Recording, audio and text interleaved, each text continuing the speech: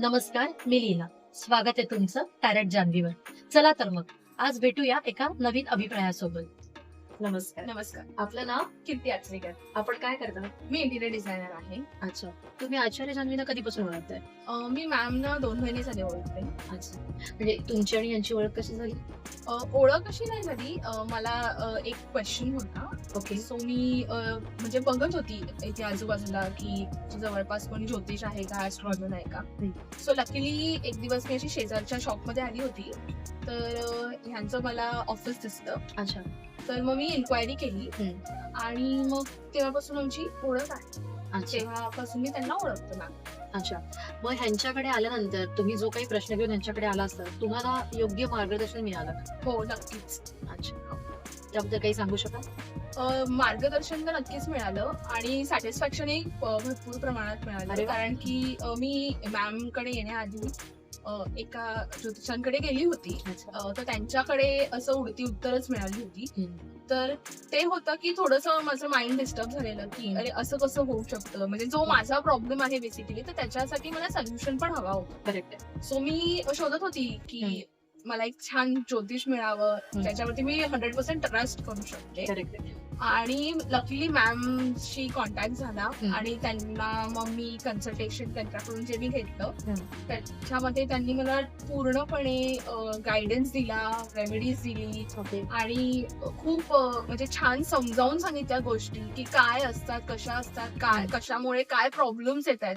Generally असं कोणी सांगत नाही. ते लोक फक्त एवढं सांगतात की तुमच्या लाईफमध्ये हे प्रॉब्लेम्स आहेत, हो. हे तुम्ही करा तर ते होतील सॉल्व्ह, किंवा हे रत्न घाला, ते रत्न घाला. पण मॅमनी तसं नाही केलं. मॅमनी प्रॉपर एक म्हणजे समजून सांगणं जे असतं ना, तसं त्यांनी छान पद्धतीने गोष्टी समजावून सांगितल्या आणि म्हणून त्यांच्यावरती बोलतो ना एक क्षणातच आपला विश्वास बसतो, तसं झालं मॅमच्या बाबतीत. आणि मग त्याच्यानंतर जवळपास 2 महिने आता आम्ही आहोत, म्हणजे संपर्कातच आहोत. म्हणजे इव्हन मॅमनी हे पण सांगितलं की तुमच्या छोट्या छोट्या गोष्टींसाठी पण तुम्ही मला विचारू शकता. अच्छा, म्हणजे असं नाही की एकदा आला आणि तुमचं झालं आणि तुम्ही. जनरली असंच असतं ना की एका कन्सल्टेशन म्हणजे एका क्वेश्चनचं पर्टिक्युलर तो एक सेशन झाला की त्याच्यानंतर तुम्हाला जर काही विचारायचं असेल तर तुम्हाला पुन्हा फीस द्यायची किंवा व्हॉटएव्हर.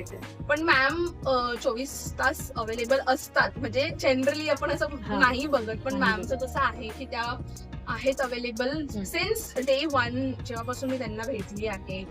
आणि खूप छान अनुभव होता. म्हणजे मला खूपच छान वाटलं मॅमशी. जे फर्स्ट मीटिंग जी माझी होती, बिकॉज ज्या ज्योतिषांकडून मी आली होती त्याच दिवशी मी मॅमला भेटली. आणि असं होतं की ज्या ज्योतिषांकडे माझं जे इंटरॅक्शन झालं त्याच्यामध्ये मी पूर्ण 0 लेवलला गेली. म्हणजे माझं असं झालेलं की बापरे संपलंच सगळं. डिप्रेशन मोडला गेला. डिप्रेशन असं नाही, पण असं होतं की आता पुढे काहीच नाहीये आणि हेच होणार आहे. म्हणजे जे ज्या ज्योतिषांनी सांगितलं ना, आता हेच होणार आहे. आणि असं होतं की नाही देवा, मला काहीतरी मार्ग दाखव की मला माझ्या प्रॉब्लेम मधून बाहेर पडण्यासाठी एक कुठलीतरी दिशा दे, किंवा काहीतरी असं दे की मला त्याच्यातून बाहेर पडण्याचं, किंवा ती जी एक असते ना उमेद आपली, ती दे. तर त्या मॅम आहेत माझ्यासाठी.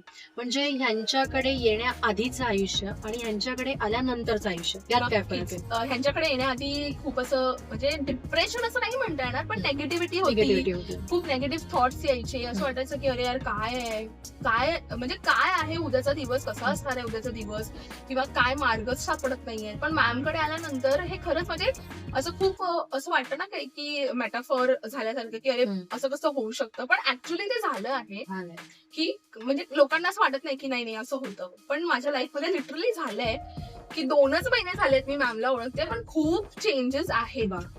म्हणजे असं मी बोलू शकते की म्हणजे इव्हन माझ्या बाळासाठी पण मी माझ्या बाळासाठी, माझ्या आईसाठी, सगळ्यांसाठी कन्सल्टेशन मॅम कडूनच घेते. म्हणजे लिटरली मी मॅमचं डोकं खाल्ल्यासारखंच असतं की नाही मॅम तुम्ही सांगा, तुम्ही हे करू का, मी ते करू का, मग मी काय करू. आणि मॅम लिटरली तेवढ्याच पेशंटली आणि तेवढ्याच छानपणी त्या सगळ्या गोष्टींवरती सोल्युशन्स देतात. म्हणजे इन शॉर्ट त्या आता तुमच्या फॅमिली मेंबरच झाल्या. हा, फॅमिली मेंबर, फ्रेंड. आणि आता कसं झालंय की मॅमला माझ्या लाईफ बद्दल इन अँड आउट माहिती आहे. ओके.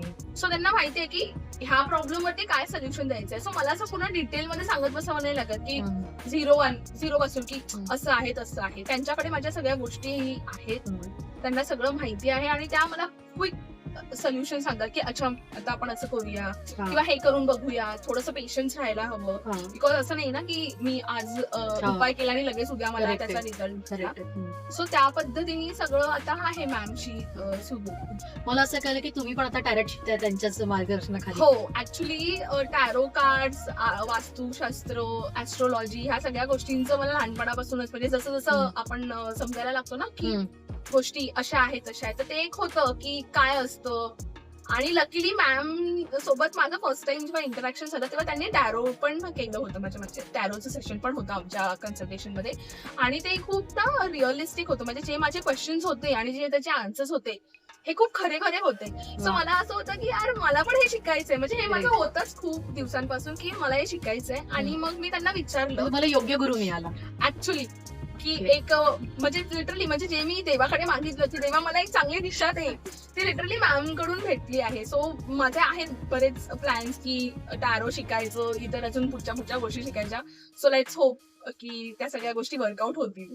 खूप छान वाटलं तुमच्याशी बोलून आणि Thank you. तुमच्या अभिप्रायाबद्दल धन्यवाद. थँक्यू. थँक्यू. अशाच विविध अभिप्रायांबद्दल भेटूया टॅरेट जान्हवीवर. Stay tune.